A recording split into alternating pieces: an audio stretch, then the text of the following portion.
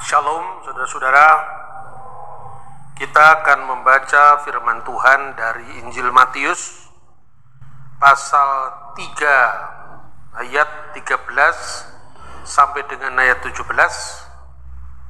Kemudian kita sambung dengan Matius pasal 28 ayat 19.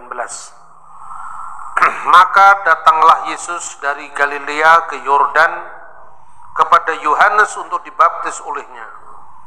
Tetapi Yohanes mencegah dia, katanya, "Akulah yang perlu dibaptis olehmu, dan engkau yang datang kepadaku." Lalu Yesus menjawab, katanya kepadanya, "Biarlah hal itu terjadi, karena demikianlah sepatutnya kita menggenapkan seluruh kehendak Allah." Dan Yohanes pun menurutinya. Sesudah dibaptis, Yesus segera keluar dari air, dan pada waktu itu juga langit terbuka, dan dia melihat Roh Allah seperti burung merpati turun ke atasnya. Lalu terdengarlah suara dari surga yang mengatakan, "Inilah anakku yang kukasihi, kepadanya lah aku berkenan." Matius pasal 28 ayat 19. Yesus mendekati mereka dan berkata, "Kepadaku telah diberikan segala kuasa di surga dan di bumi. Dan karena itu pergilah, jadikanlah semua bangsa muridku, dan baptiskanlah mereka dalam nama Bapa dan Anak dan Roh Kudus." Amin. Saudara-saudara, salah satu pokok iman Kristiani yang sering disalahpahami oleh saudara-saudara di luar Kristen itu adalah iman tentang Allah Tritunggal. Seringkali orang Kristen justru terteror karena penolakan itu ketika mengatakan, "Coba cari dalam Alkitab di mana ada kata Tritunggal." Dan teror itu ternyata tidak hanya terjadi di kalangan orang-orang Kristen, tapi orang-orang yang di luar Kristen. Mereka memaksakan pemahaman kitab sucinya untuk diterapkan pada iman Kristen, padahal kekristenan tidak meyakini seperti itu. Misalnya ungkapan yang sangat terkenal, "Kafirlah orang yang mengatakan bahwa sesungguhnya Allah adalah ketiga dari yang tiga." Misalnya, "Laqad kafara alladziina qalu innallaha salisu salasya." Itu terkenal sekali. Padahal iman Kristen tidak pernah ada keyakinan bahwa Tuhan itu ketiga dari yang tiga, itu tidak ada. Yang ada ketiga yang esa, bukan ketiga yang tiga. Jadi keesaannya itu ditekankan. Nah, kemudian di kalangan Kristen sendiri juga seperti itu. Ada sekte-sekte, ya misalnya Saksi Yehova misalnya, yang menolak karena Alkitab tidak ada istilah Tritunggal. Lalu istilahnya dipersoalkan, isinya gagal paham. Itu sering terjadi. Padahal sebenarnya kalau mau dibalik argumen seperti itu, apakah sebuah prinsip itu gara-gara tidak ada namanya itu prinsipnya tidak ada? Kalau itu logika yang dipahami, agama apapun di dunia ini ajarannya juga tidak ada dalam kitab sucinya. Misalnya, ya, orang Hindu punya istilah untuk teologi mereka, itu Brahman Widya. Brahman itu artinya Tuhan, Widya itu ilmu pengetahuan. Jadi ilmu tentang ketuhanan, seanalog dengan bahasa Yunani teologia. Theos itu Allah, logos, logia itu adalah ilmu tentang Allah. Begitu juga Islam. Kalau dalam Hindu kata Brahman Widya itu tidak ada di dalam kitab Weda, itu penamaan yang diberikan oleh teolog-teolog Hindu tentang ajaran iman mereka. Begitu juga Islam. Islam sangat mengandalkan atau mengagungkan apa yang disebut ilmu tauhid. Nah, kata tauhid juga tidak ada dalam Al-Quran. Istilah itu istilah yang muncul dari para ahli agama Islam untuk menamakan ajaran Islam yang menekankan tentang keesaan Allah. Maka muncul kata tauhid. Misalnya dari seorang teolog Muslim, ya, Junaid al-Baghdadi, itu udah abad 9, yang mengatakan tauhid itu adalah mengesahkan Tuhan dari segala yang bersifat baru. Itu muncul ya setelah zamannya Nabi umat Islam Muhammad Shallallahu Alaihi Wasallam, tidak muncul pada Quran sendiri. Apakah berarti tauhid Islam itu salah? Ya kan tidak seperti itu. Judulnya jangan dicari kemudian isinya tidak dipahami, judulnya dipersoalkan. Begitu juga di dalam iman Kristen. Kata monoteisme, kata triados itu muncul dalam konteks ilmu agama-agama, dan misalnya kata monoteisme itu muncul dari kira-kira abad 17, namanya Henry Moore. Istilah itu yang memperkenalkan kata monoteisme. Mono artinya satu, theos dan isme. Isme tentang Allah yang satu, paham tentang Allah yang esa. Nah, kata monoteisme dari ahli ilmu agama-agama Henry Moore ini masuk ke vocabulary bahasa Ibrani modern. Monoteism itu dari bahasa Inggris monotheism. Monotheism lalu dari kamus bahasa Arab Ibrani kemudian diterjemahkan. Apa yang disebut monotheism itu adalah iman kepada El yang satu, kepada Allah yang esa. Imunah bil echad, iman kepada El Allah echad, Allah yang satu. Kata echad itu bahasa Arabnya ahad. Iman kepada Allah yang esa atau emunat hazikhut, iman kepada keesaan dalam bahasa Ibrani. Karena itu kamus Arab Indonesia, maka ungkapan emunah bil echad diterjemahkan dengan al-iman bi ilahin waqid, iman kepada Allah yang esa atau at-tauhid. Jadi kata itu menjadi kata dalam kosakata ilmu agama yang tidak muncul dalam kitab suci Al-Quran itu sendiri, juga tidak muncul dalam Alkitab. Tetapi ketika orang mengatakan kulhu Allahu ahad, katakanlah dia adalah Allah yang esa, Allahu somad. Allah itu tempat segala sesuatu bergantung kepadanya. Lam yalid walam yulad, tidak beranak dan tidak diperanakkan. Walam yakullahu kufuwan ahad, dan tidak ada sesuatu pun yang setara dengan Allah. Itu disebut tauhid, gitu loh. Jadi intinya itu, ajarannya itu dinamakan tauhid. Begitu juga dalam iman Kristen. Seperti kata tauhid dalam Islam itu munculnya setelah masa kemudian. Trinitas itu adalah pengungkapan tentang monoteisme tadi. Makanya ketika bicara tentang tauhid itu, kalau di dalam kamus Ibrani Arab tadi, al-iman bi ilahin wahid. Kalau Anda membaca pengakuan iman Kristen kan diawali begitu. Ya, kalau di dalam bahasa Arab di gereja ortodok Koptik, ortodok Syria, ortodok Yunani yang di Timur Tengah, itu kan selalu nu'min bi ilahin wahid. Aku percaya kepada sembahan yang esa, Allahul Ab, Allah Sang Bapa, Khaliqus samai wal ard, yang menciptakan atau sang pencipta langit dan bumi, kullu mayuro wa ma la yuro, yang kelihatan maupun yang tidak kelihatan. Jadi ungkapan al-iman bi ilahin wahid, nu'min bi ilahin wahid, uminu bi ilahi wahid, itu ada dalam pengakuan iman Kristen, dan itulah yang disebut iman kepada keesaan Allah, yang disebut emunat hazihut dalam bahasa Ibrani. Jadi istilahnya itu, judulnya itu memang tidak ada dalam kitab suci, tapi maknanya sama. Ketika Yesus ditanya, hukum mana yang paling utama dari semua hukum yang ada? Yang dikenal dengan hukum yang paling utama, hukum yang terutama dari semua hukum yang ada, misfah harisonah. Rison itu yang pertama. Makanya rison itu artinya Ehad, Yom Rishon hari pertama sama dengan Yom Ehad. Ya kemudian jadi bahasa Arab paralelnya adalah Yaumul Ahad, terus jadi bahasa Jawa Dino Akad ditambahi akad kliwon, akad pon.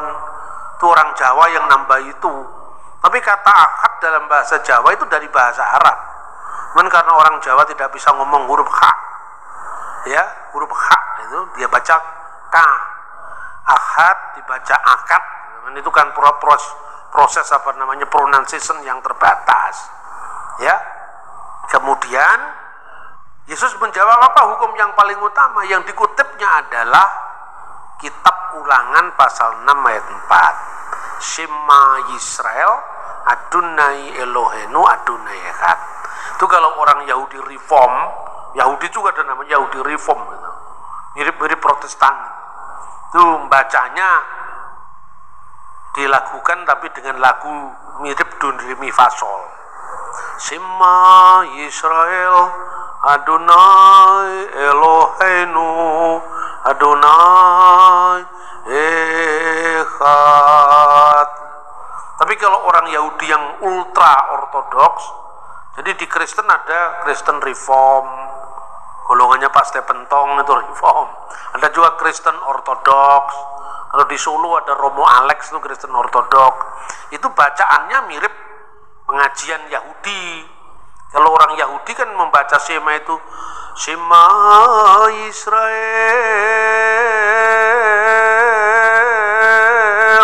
Adonai Elohenu Adonai Echad. Orang Yahudi itu seperti itu. Jadi artinya dari awal kekristenan itu tumbuh berakar dari monoteisme Yahudi, di mana hukum yang terutama itu adalah Shema Yisrael Adonai Elohenu Adonai Echad, dan perintah di antara 10 perintah Tuhan di Sinai bunyinya juga itu Lo Yihye Lecha Elohim Akhirim Alpanai. Jangan ada padamu ilah-ilah lain-lain di hadapan hadiratku. Jadi clear, soal Tritunggal itu bukan bicara tentang 3 Tuhan, tapi bicara tentang Allah yang esa. Nah, saudara-saudara, makanya jelas kalau dikatakan yang dipersoalkan judulnya, ya memang judulnya tidak muncul pada teks-teks Alkitab sebagaimana judulnya iman kepada Allah yang esa dalam Islam, yaitu tauhid, juga tidak ada dalam Al-Quran, tapi kan intinya ada. Begitu juga ketika bicara tentang Allah yang esa bagi orang Kristen, itu ya adalah Allah yang esa yang menyatakan diri dalam Bapa, Putra, dan Roh Kudus. Makanya kalau orang-orang Kristen membaca doa itu diawali biasanya kalau di gereja ortodok, baik ortodok Yunani, ortodok Syria, ortodok Koptik, ya itu ya kalau bahasa Yunani esto onomato patros ketu iu ketu agiu pneumatos eisteos. Amin. Demi nama Bapa dan Putra dan Roh Kudus, yaitu Allah yang esa. Amin. Lalu di dalam bahasa Suryani, bahasa yang dipakai oleh Kristus, yaitu bahasa Syriak Aramaik, itu adalah Beshem Abu Webro Wiruha Hadiso Hat Aluhu Sariru. Amin. Terus diterjemahkan dalam bahasa Arab, Bismil Ab walibni warahil kudus al ilahu wahid. Amin. Bismil Ab demi nama Bapa, wal Ibn dan Putra, waruhil kudus dan Roh Kudus, al ilahu wahid. Amin. Yaitu Allah yang esa. Di Israel ada jemaat yang namanya Messianic Jewish, orang-orang Yahudi yang percaya Yesus, percaya Mesias, atau Katulim Ifrim, orang-orang Katolik yang berbahasa Ibrani. Itu baru diresmikan zamannya Yohanes Paulus II. Diberikan pejabat gereja setingkat uskup untuk mengurusi orang-orang Yahudi yang beriman kepada ajaran Katolik, namanya Katolik Ibrani atau Katulim Ifrim, itu diakui oleh pemerintah Israel. Itu kalau membaca juga sama, Beshem ha'ab wehaben virruah ha'kodes Elohim echad, atau ha Elohim echad, demi nama Bapa dan Putra dan Roh Kudus, yaitu Allah yang Esa. Nah, kata Tritunggal sendiri itu bahasa Yunaninya triados. Sebagaimana kata tauhid juga muncul kemudian setelah Al-Quran, begitu juga kata Tritunggal juga muncul kemudian setelah Alkitab, yaitu ketika seorang bapak gereja dari Syria namanya Mar Theophilus al-Antaki atau Theophilus dari Antioquia, kira-kira tahun 170-an atau 180, dia menulis dalam bukunya yang menegaskan Allah itu adalah Bapa, atau Allah itu firman-Nya Allah dan roh kebijaksanaannya, dalam ungkapan yang terkenal yang berbunyi triados hotheos ke holokos auto ke tesopias auto, yaitu triados, Tritunggal yang adalah Allah, firman-Nya dan roh kebijaksanaannya. Nah, itu diungkapkan baru kira-kira abad kedua Masehi, tetapi ajarannya jelas dari Alkitab. Maka ketika Yesus memerintahkan baptiskanlah mereka dalam nama apa? Dalam nama Bapa dan Putra dan Roh Kudus. Matius pasal 28 dan 19 yang tadi kita sudah kutipkan. Nah, saudara-saudara, di dalam bahasa aslinya, bahasa Yunani koine, kata yang diterjemahkan nama itu bentuknya tunggal, tapi terdiri dari Bapa, Putra, dan Roh Kudus. Tidak pernah dikatakan di dalam nama-nama Bapa, Putra, dan Roh Kudus, tetapi di dalam nama satu, tunggal. Esto onoma, di dalam satu nama, tu patros, Bapa, keto iu, keto agiu, pneumatos, Putra, dan Roh Kudus. Makanya di dalam tradisi gereja ortodok selalu ditegaskan Bapa, Putra, dan Roh Kudus itu eis theos, al ilahu wahid, Elohim echad. Karena apa? Karena kata namanya itu tunggal, tidak jamak, bukan esto onomata, tapi esto onoma, satu nama, Bapa, Putra, dan Roh Kudus. Karena itu perumpamaan seperti apa yang paling mudah, Pak? Ya, kalau bicara tentang Tuhan ya tidak ada yang mudah sebetulnya. Tapi untuk mendekati kebenaran bisa digunakan perumpamaan. Misalnya ya, manusia terdiri dari tubuh, jiwa, dan roh. Ketika Anda melihat seseorang, bentuknya ada itu fisiknya. Kalau Tuhan kan tidak fisik. Tuhan itu metafisik, di sebalik yang fisik. Itu kalau Tuhan itu meta, kalau kita ini fisik. Ya, karena kalau hari ini saya ada di Solo tidak bisa ada di Malang, karena manusia terbatas oleh ruang dan waktu. Tapi kalau Tuhan itu metafisik, kalau Tuhan sekarang ada di Amerika apa tidak bisa di Solo? Nah, masa Tuhan terbatas oleh ruang dan waktu? Makanya ada orang yang jumawa sekali mengatakan, kalau Yesus itu firman Allah itu satu dengan Allah. Waktu Yesus turun ke dunia, terus kenapa saya bilang? Apa di surga jadi kosong? Loh, kosong itu kan bakpao, onde-onde, lopes itu kosong. Ada 3 lopes, 3 onde-onde, Anda makan satu, tinggal 2 onde-onde, karena itu benda. Tapi kalau Tuhan kan masa disamakan dengan begitu? Nah, logikanya Saksi Yehova tidak sampai kalau urusan begini. Ya, misalnya dia mengatakan, kalau kami disuruh percaya Yesus itu adalah Tuhan, dalam makna Tuhan kami bisa percaya. Tapi kalau Jesus is God, itu tidak ada dalam Alkitab. Mana ada Alkitabnya? Yesus itu adalah Allah. Dulu Pak Niku punya lagu itu. Yesus Tuhan dan Allah kami, Engkau layak menerima pujian. Kalau Yesus itu Tuhan, oke Pak. Tapi kalau Allah itu di mana ayatnya? Jawablah sama orang Kristen itu Yohanes 1 ayat 1. Pada mulanya adalah firman, dan firman itu bersama-sama dengan Allah, dan firman itu Allah. Nah, stop dulu Pak. Kenapa harus di stop? Kasih perbandingan. Kalau Markus bersama Yohanes, apakah Yohanes adalah Markus? Ya jelas bukan. Lalu dia nanya, kalau firman bersama Allah, apakah firman itu adalah Allah? Ya iya.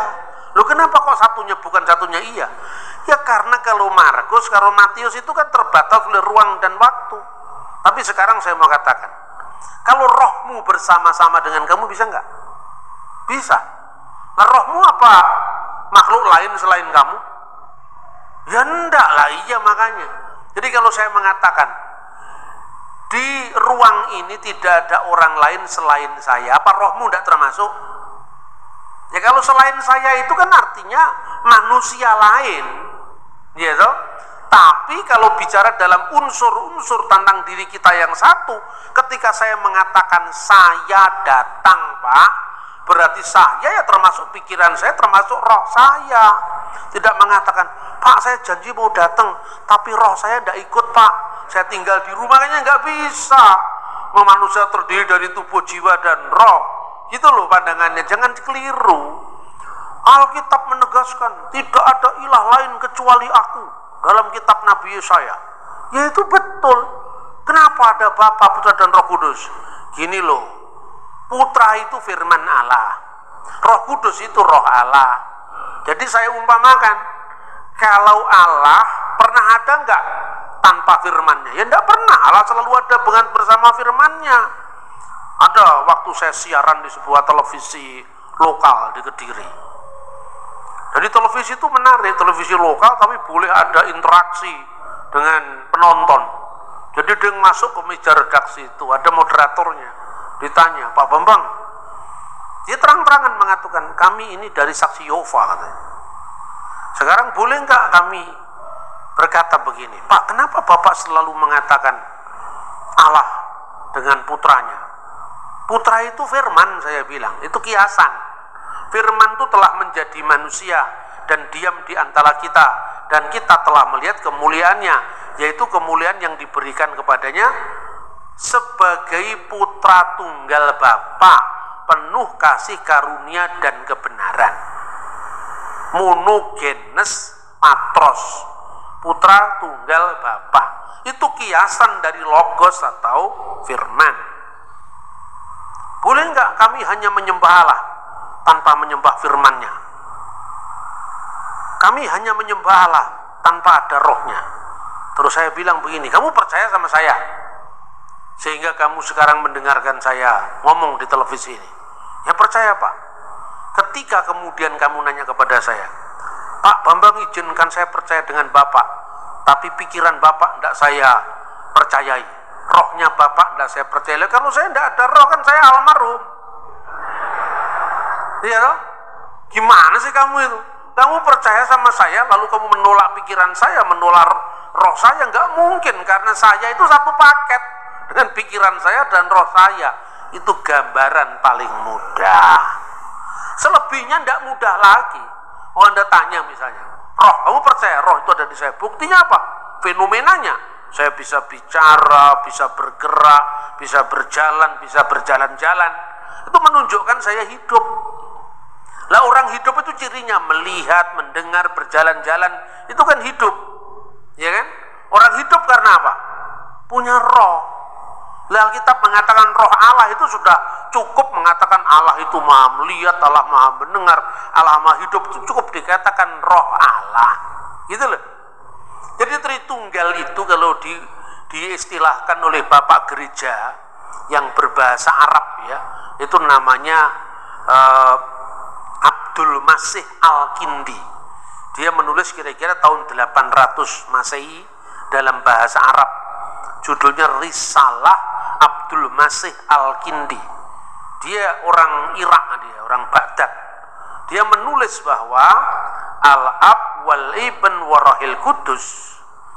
Bapa, Putra dan Roh Kudus tidak lain daripada Allah wa kalimatuhu wa rohil kudus. Allah dan firman-Nya dan Roh Kudus. Dan Allah firman-Nya dan Roh-Nya itu merupakan sifat dzatiyah, sifat yang merujuk kepada keberadaannya Allah. Ada agama lain yang mengatakan Allah itu ada, tapi ayatnya Allah itu ada, tidak ada. Kata ada itu sendiri tidak ada dalam kitab sucinya. Tetapi ciri-ciri yang menunjuk kepada keberadaan ada. Misalnya maha melihat, maha mendengar, maha kuasa. Ya, itu ada. Alkitab justru mengungkapkan istilah yang tidak ada itu didalami, direfleksikan, diungkapkan dengan sangat-sangat jelas. Makanya Tuhan memperkenalkan diri kepada Musa, Ehyeh Asher Ehyeh. Aku ada yang aku ada. Apa maknanya aku ada yang aku ada? Aku adalah aku sendiri. Tetapi aku ada itu bukan hanya ada hari ini, tidak ada kemarin. Bukan hanya ada kemarin, tidak ada hari ini. Bukan hanya tidak ada hari ini, tapi tidak ada besok, tidak. Tetapi dia ada, sudah ada, dan akan seterusnya ada. Itulah yang disebut doa Adon Ha-Olam. Nah itu jadi kekristenan itu punya kesinambungan langsung dari Yudaisme. Doa Adon Ha-Olam. Adon Ha-Olam, Adon itu Tuhan. Olam itu yang kekal. Bapa atau Tuhan yang kekal. Ya, itu disebutkan Vihu hayah, vihu huveh, vihu yihye, batif arah. Doa inilah yang kemudian sebagai orang Yahudi oleh Rasul Yohanes disebutkan dalam kitab Wahyu pasal 1 ayat 8. Akulah yang ada, yang sudah ada, dan yang akan datang, yang maha kuasa. Ini menekankan apa? Menekankan keberadaan Allah yang kekal, yang dulunya ada, kini ada, dan seterusnya ada. Dia yang maha kuasa. Jadi Allah itu kemarin, hari ini, dan selama-lamanya tetap sama, tetap ada. Kalau dulu Tuhan bisa membuat keajaiban-keajaiban, mujizat-mujizat, sekarang pun itu ada, besok pun ada, karena itu menandai kemahaagungan, kemahaadaan Allah. Jadi adanya manusia dengan adanya Tuhan beda apa enggak? Ya beda. Kalau adanya saya setelah 31 Maret 1964, sebentar lagi swida. Sebentar lagi, sekarang belum. Masih kurang 2 tahun lagi. Sebelum itu saya tidak ada. Setelah itu baru saya ada. Keberadaan saya diawali oleh waktu. Keberadaan Tuhan tidak diawali oleh waktu. Di dalam kekekalan Allah itulah Allah selalu berdiam kekal bersama-sama firman-Nya dan Roh-Nya. Makanya bersama-samanya Allah dengan firman-Nya dan Roh-Nya tidak sama dengan bersama-samanya Matius dan Markus. Karena Matius dan Markus itu diikat oleh ruang dan waktu. Kalau sekarang Markus ada di Solo, tidak bisa pada waktu yang sama dia ada di Los Angeles. Kalau Matius sekarang ada di Jogja, tidak bisa pada waktu yang sama dia ada di Jakarta. Makanya karena manusia ada ruang, ada waktu yang mengikatnya, makanya ada kekosongan. Kalau Tuhan apa pernah kosong? 2-3 orang hadir, engkau akan ada bersama kami. Sekarang engkau lihat sendiri Tuhan, di Solo ini sudah berkumpul lebih daripada 100 orang. Sesuai dengan janji firman-Mu, engkau sudah siap hadir. Tapi kok belum hadir-hadir? Sampai sekarang kok belum ada tanda-tanda mujizat. Kami sudah berdoa lama sekali. Terus kita konfirmasi, Tuhan sudah sampai mana? Masa begitu? Itu bukan Tuhan namanya. Terus Tuhan menjawab, maaf anak-anakku, hari-hari terakhir ini saya sibuk sekali. karena di Los Angeles KKR tidak pernah selesai. Jadi hari ini saya hadir di gereja A, hari berikutnya di gereja B. Belum ada waktu ya. Masa Tuhan begitu? Kalau Tuhan begitu terikat oleh ruang dan waktu. Jadi ketika firman-Nya turun ke dunia, Allah tidak pernah kosong firman. Lah kok bisa? Lah kenapa tidak bisa? Wong Allah kok. Segala sesuatu yang bersifat non fisik itu tidak bisa diukur dari ukuran fisik. Atau contoh misalnya, pikiran saya satu dengan saya. Pikiran saya kemudian direkam lewat kaset video itu. Videonya di live streaming kepada ribuan orang yang menonton. Misalnya, lalu orang menonton layarnya HP atau layarnya televisi. Saya sedang ibadah di Gereja Pengharapan Allah bersama Pak Bambang Nursena. Ya toh? Mana Pak Bambang? Sebentar lagi habis pujian. Ini Pak Bambang sedang berdoa misalnya. Yang mana? Yang pakai baju batik itu. Benar apa salah? Itu betul. Tetapi bukan hakikat saya. Hakikat saya tidak di layar TV itu. Itu adalah penampakan atau kehadiran saya lewat teknologi. Bahkan ketika saya berceramah seperti ini, seluruh Indonesia bahkan dari ujung-ujung dunia bisa mendengar. Waktu London jam berapa, waktu LA jam berapa, waktu Jakarta, waktu Bangkok jam berapa. Banyak jemaat Indonesia yang menyaksikan. Saya sedang berkhotbah di gereja di Solo ini. Itu Pak Bambang yang itu, baru kenal saya ya, baru tahu. Tapi kan bukan hakikat saya ada di sini. Jadi apa saya kosong karena kehabisan pikiran? Karena ditonton oleh 1 juta orang pada waktu yang sama. Ini kan pikirannya Pak Bambang. Yang satu dengan pikiran saya itu bukan kasetnya atau bukan videonya atau bukan layar HP atau bukan layar televisi. Yang satu dengan saya pikiran saya. Tetapi penjelmaan pikiran saya lewat dunia medsos itu tidak langsung kehadiran saya secara hakiki. Hakikinya saya adalah saya. Firman menjadi manusia. Apa surga kekosongan firman? Ada loh orang yang tidak paham-paham itu kadang-kadang ya, saya itu ya kadang-kadang tidak sabar juga. Tapi setiap saya diingatkan nggak sabar, ingat kamu kalah sama setan. Setan itu sifat utamanya hanya sabar. Pinter enggak setan itu? Kadang-kadang setan itu nggak bisa menyesuaikan dengan teknologi kita, karena nggak pernah belajar IT setan itu. Iya toh? Tapi setan tuh sifat utamanya apa? Telaten. Jangankan kok kita ya, Kristus sendiri ketika dia gagal mencobai Kristus, bukan Tuhan atau kealahan yang dicobai, kemanusiaan yang dicobai itu, dia menunggu waktu yang baik. Tidak putus asa, dia menunggu waktu baik. Jadi kalau saya putus asa, saya kalah dengan setan. Sepinter apapun manusia, kalau dia tidak telaten, kalah dengan setan. Setan nggak terlalu pinter tapi telaten, menangan. Makanya jangan mau kalah dengan setan.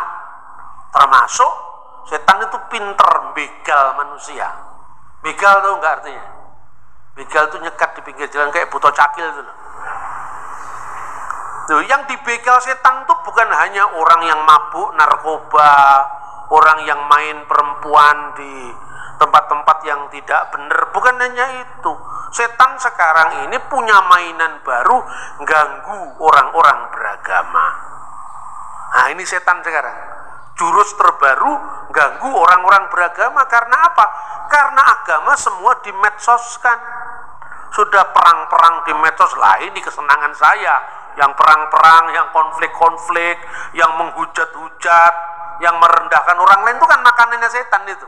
Makanya hati-hati kalau bermedsos. Hindari dirimu dari mengutuk orang lain, mencela, itu sifatnya setan.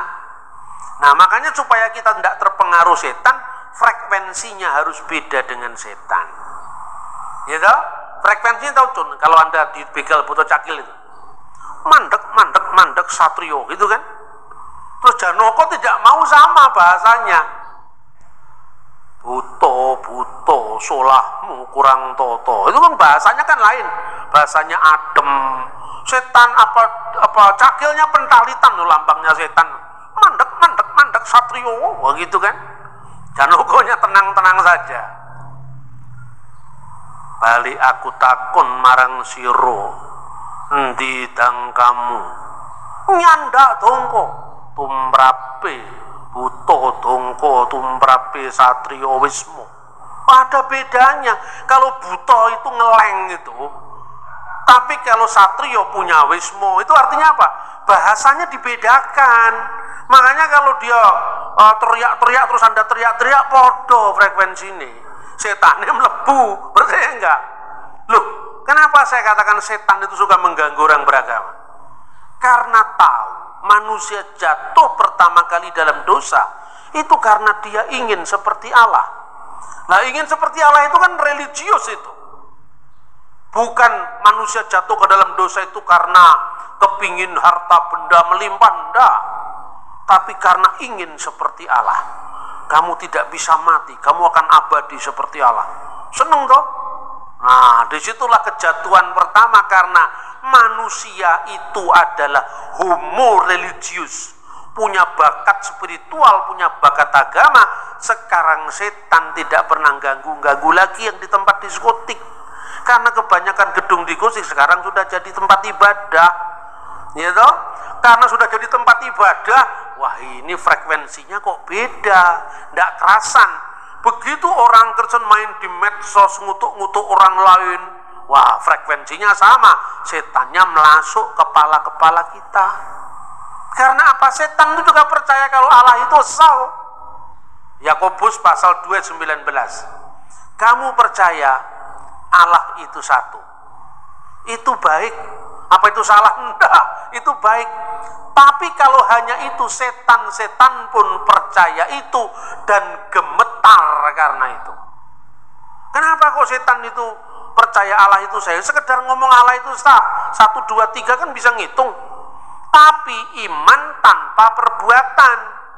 Makanya setan itu kan cuma berteori Allah itu satu, Allah itu satu. Tapi karena tidak melakukan perbuatan sesuai dengan imannya, disitulah dia jatuh. Karena apa? Iman tanpa perbuatan mati. Makanya ada ISIS. Benar nggak? Benderanya saja tidak ada ilah selain Allah, tapi membunuh orang seperti membunuh binatang. Bohong, menyebar hoax, itu kan menjadi cara-caranya setan. Nah, ingat ya, ketika Anda diejek-ejek Allah hanya satu, ingat setan juga percaya itu. Ingat cerita saya tentang Buto Cakil tadi, yaitu Buto Cakil begal Janoko. Tapi Janoko itu pinter, tidak mau disamakan kelasnya dengan setan. Makanya kalau Buto-Buto sabrangan itu kan biasanya pakaiannya kan hitam putih lorek-lorek itu kan. Jam 09.00 mlebu kota, bleng sudah entek riwayatmu. Tapi kalau satrio bajunya batik begini tancap kayon sampai isu mati. Makanya manusia itu jangan hitam putih pola pikirnya. Tadi saya cerita, mungkin Pak Mongol salah dalam soal Yesus tidak terdetek antara umur 12 sampai 30 tahun. Tapi dalam hal lain dia benar. Jangan hantam kromoisme. Anda suruh melayani gereja setan Satanic Church, mesti belajar dari Pak Mongol. Karena dia pernah jadi penganutnya di situ, kemudian bertobat. Kalau dia salah dalam satu hal, bisa kita perbaiki, tapi bukan kemudian malah diledek, malah diolok-olok, ya kan? Malah disetres-setreskan. Itu kan bukan bahasa manusia itu. Mongol stres, itu setan yang mengatakan stres-stres itu. Oh, dia tidak stres kok dikatakan stres. Kurang bener bukan berarti dia stres kan? Kurang bener karena pengetahuannya belum di situ, bukan berarti dia bodoh loh. Dia pinter, tapi itu bukan bidangnya yang dia masuki. Paham yang saya maksud? Jadi jangan suka menghantam kromoisme, gebiah-uyah podo asine kalau orang Jawa itu. Jawa Timur itu terkenal sekali gebiah-uyah podo asine. Kalau di Yogyakarta Hadiningrat gebiah gula podo. lagi ini sebab itu gudegnya terlalu manis. Kalau gudegnya adem ayem itu enak lah itu, gurih gitu kan. Solo lebih enak. Itu berarti enaknya lidahnya saya, belum tentu lidahnya Jogja nganggap Solo itu enak itu loh. Jadi enak bagi siapa dulu. Inilah butuhnya kita memahami manusia sesama kita. Itu tidak bisa kita ukur semua dari kepentingan kita. Setiap orang tuh memiliki sudut pandang. Nah, itu yang pertama. Jadi secara hakiki Allah bersama firman-Nya dan rohnya. Roh Allah dan firman Allah itu harus sama kekal dengan wujudnya, harus sama kekal dengan eksistensinya. Sebab kalau roh Allah pernah tidak bersama Allah, berarti Allah pernah ada tanpa rohnya, berarti pernah almarhum. Kalau Allah pernah ada tanpa firman-Nya, berarti Allah pernah tidak bisa menciptakan segala sesuatu, karena Allah menciptakan segala sesuatu dengan firman-Nya. Sekali lagi, ketika kita bicara Yesus sebagai firman Allah yang adalah Allah, tidak menunjuk kepada kemanusiaannya yang fisik. Kiai Tunggul Wulung di abad 19 saja paham, masa kita yang sudah kenal dunia medsos tidak paham? Kiai Tunggul Wulung tadi saya katakan, ketika naik ke Gunung Kelut itu beradu ilmu sama Indang Sampurnawati. Wah, kemiri tiba saiki nanging iso dipanen dek wingi. Itu abad 19 loh, tahun 1880-an itu. Buah kemiri itu ibarat sang firman itu baru datang ke dunia mengawali tahun Masehi. Ya. Tapi bisa dipanen dek wingi karena sang logos tidak pernah tidak ada. Dia selalu ada, tapi belum menjadi manusia ketika itu. Nah, nabi-nabi lain sebelum datangnya Yesus sebagai manusia itu menghidupi dirinya dari firman kebenaran tadi. Makanya janji Allah kepada Abraham apa yang pertama? Pergilah, tinggalkanlah negerimu, menuju ke suatu tempat yang akan kutunjukkan kepadamu. Alamatnya belum tahu, tapi dia beriman. Itulah iman Abraham. Iman dengan perbuatan. Imannya setan, iman saja tanpa perbuatan. Maka monoteisme yang sekedar mengatakan Allah satu, Allah satu, Allah satu, itu yang disebut demonic monotheism atau satanic monotheism. Itu monoteisme setan yang sekedar bisa mengeja 1, 2, 3 Pak Gendut naik kuda. Kuda-kuda lari, Pak Gendut kecemplung kali. Ya, itu dolanan saya waktu saya masih kecil itu. Pokoknya bisa menghitung 1, 2, 3. Tapi monoteisme Abraham berbuat karena imannya. Tuhan memberikan janji, kamu akan jadi bangsa yang besar. Kamu akan termasyhur, kan semua digenapi. Orang Yahudi kalau berdoa pakai nama Abraham. Baru kata Adonai Eloheinu meleka ulam Elohe Abraham. Orang Kristen, inilah silsilah Yesus Kristus anak Daud anak Abraham, untuk membuktikan Yesus itu memenuhi janji Allah kepada Abraham. Orang Islam pun yang datang paling akhir juga mengkaitkan diri dengan nama Abraham. Benar atau tidak itu urusannya orang lain, bukan urusan kita. Itu loh, kama sholaita ala sayyidina Ibrahim, kan ada nama Ibrahim kan. Apapun penghayatannya terbukti bahwa Alkitab namamu akan masyhur, itu betul. Yang memberkati kamu akan diberkati, yang mengutuk kamu akan dikutuk. Dan olehmu semua kaum di muka bumi akan mendapatkan berkat.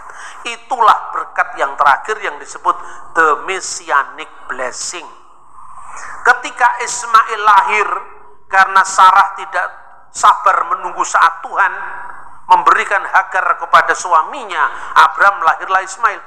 Tuhan adil, Ismail kan tidak ikut tidak mau minta dilahirkan ke dunia, tapi dia lahir. Bukan salahnya Ismail kan? Makanya Ismail pun dijadikan bangsa yang besar, Ishak dijadikan bangsa yang besar, Yakub dijadikan bangsa yang besar. Tapi janji yang terakhir hanya diberikan kepada Abraham, Ishak, Yakub. Tidak diberikan kepada Ismail. Coba baca lagi Alkitab. olehmu semua kaum di muka bumi akan mendapatkan berkat, diberikan pada Abraham, Ishak dan Yakub, tidak kepada Ismail. Bukan berarti Ismail dilaknati Tuhan, tidak, karena Ismail bukan jalur mesianik. Makanya orang Yahudi kalau berdoa Allah Abraham, Allah Ishak, Allah Yakub, karena jalurnya Abraham, Ishak, Yakub kepada ketiga-tiganya sebagai bapa leluhur, olehmu semua kaum di muka bumi akan mendapatkan berkat. Ketika Yesus mengatakan Abraham melihat hariku, Yohanes pasal 8 dan 56, dan ia bersuka karena ia telah melihatnya, itulah janji yang ditulis dalam Kejadian 12 ayat 3. Olehmu semua kaum di muka bumi akan mendapatkan berkat. Tradisi tafsir Yahudi pun mengakui itu. Abraham ada di Firdaus sekarang. Makanya dalam perumpamaan orang kaya dan Lazarus itu, ya kan? Itu di pangkuan Abraham, karena Abraham di Firdaus. Sambil dari zaman ke zaman, dari waktu ke waktu, dari abad ke abad, Abraham menunggu kapan saatnya Allah mendatangkan Yom HaMesia, Yom HaMusyah, yaitu hari Sang Mesia, atau dalam bahasa Aram Yume Malka Mesiha, hari-hari Sang Mesias. Ketika Yesus datang dan mengatakan Abraham bersuka dia melihat hariku, artinya melihat hari Mesias yang sudah digenapi sesuai dengan janji Tuhan, olehmu semua kaum di muka bumi akan mendapatkan berkat. Itu saatnya. Orang Yahudi tidak paham. Umurmu belum sampai 50 tahun, tadi sudah saya jelaskan umur-umur orang Yahudi.